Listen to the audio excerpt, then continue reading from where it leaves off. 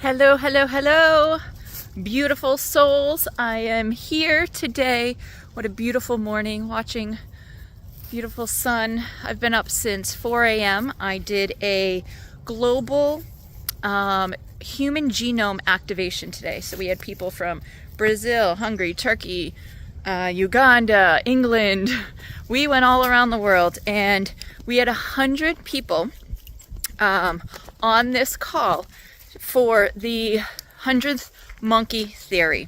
So if you don't know what that is, that's when, 100 monkeys do something, then all of a sudden it starts taking shape even far around the world because we are all connected energetically, and they start doing it. So if a monkey learns how to eat, a banana a certain way, then the rest of the monkeys start learning and taking suit. And so what we did is a heart activation, and focused on the stem cells, the mitochondria, the nervous system, and the God particle and cells in our body.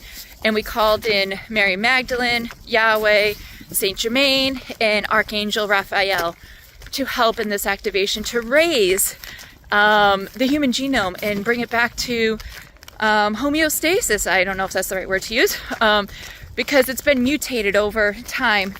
And mutations just through everything, from what's in the atmosphere to, things we eat, we breathe. Things have been downgraded. So we were upgrading them, and it was just absolutely amazing. And it made me think of manifesting love and unity the same exact way. When we sit in our heart space and really focus with an intention on love for humanity and for others, not just ourselves and our family, we literally can change the trajectory of the quantum field. And feeding it more love, more gratitude, just sending loving vibrations out into the quantum, we're feeding the field something that is so powerful, and that is love. And the answer and the antidote to everything is love. And it's a vibration, it's a frequency that we can hit and match if we all do our part. And they say it takes 1% of the population to be in heart and brain coherence at the same exact time to cause this vibrational shift for the new earth, which we're in the new earth. It's just the vibration is not where it can be in order to awaken all of humanity. So we can raise consciousness through our hearts and manifest love and unity. But it takes an army, and it is our responsibility. I was talking to my sister the other day and talking about, we're coming through an election time, and I was thinking, I said, it doesn't matter who becomes president, because we can't leave everything into someone else's hands to change the world we live in. It's our job. It's our responsibility. It's our human right to be the change we want to see in this world. And how do we do that?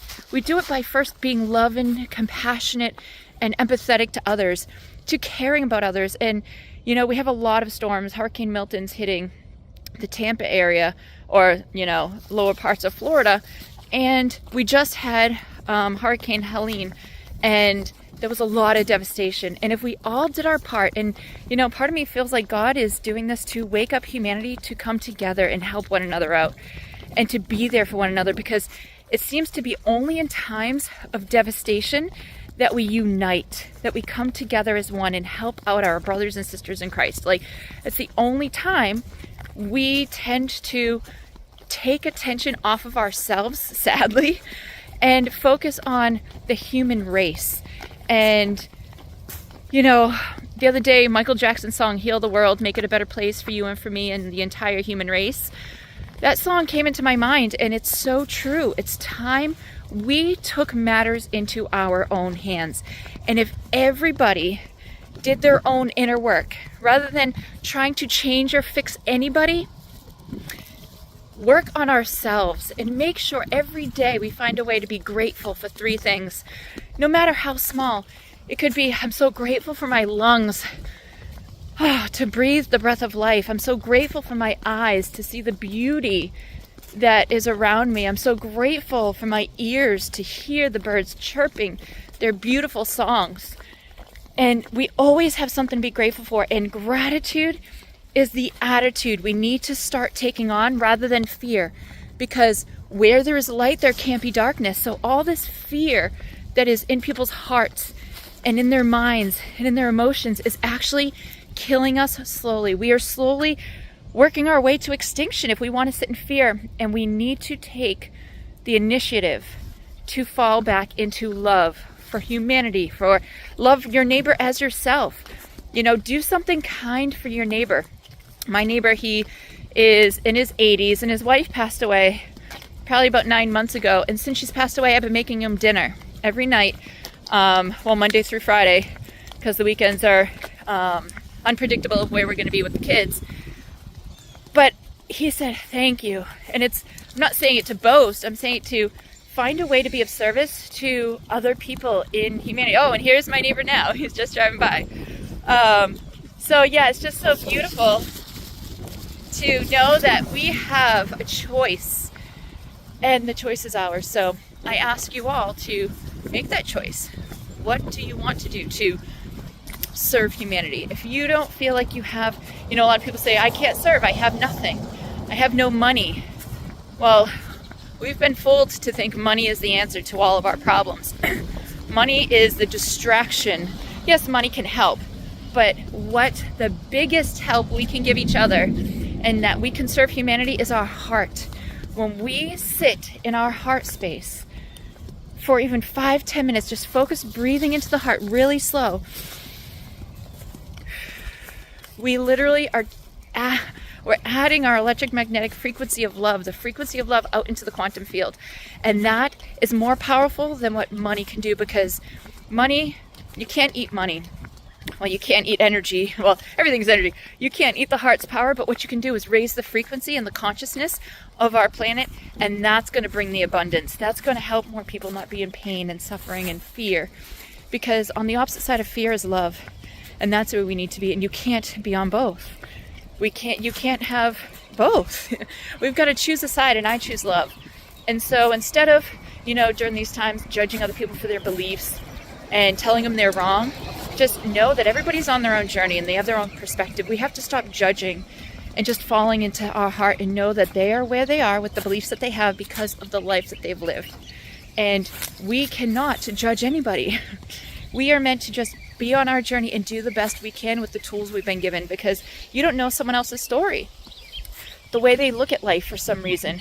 And if it's not the same as your belief, be okay to let them have it as long as it falls into love. It should not matter of, what they believe in. If they believe in Republican, Democrats, what religion, what culture. As long as it leads to love, we should let people have their opinions. And you don't have to agree. You can agree to disagree, but don't tell people they're wrong, because telling people they're wrong, it literally breaks their spirit. It hinders their soul from their life's journey and progress. So if we can all do our part to leave our house every day and be conscious of what we're adding to the field of consciousness. That was my neighbor, the one I cooked for. Oh, goodbye. So our field of consciousness, our biofield, the life force energy around us, it's so important to make sure that we keep it as pure as possible. Guard your heart with everything and make sure that nothing but positive thoughts come out of your mind, love from your heart, and forgiveness. If there's someone that you're not forgiving, forgive to let yourself free. Forgiveness is the only way to change the trajectory of humanity. If we don't let go of the pains that people have caused us, we're holding ourselves in that vibration of unforgiveness, and that's going to hold us from reaching our true potential. And as you raise your vibration with positive emotions, your intuition kicks online. Cells in your body activate. Dormant cells that can heal the body.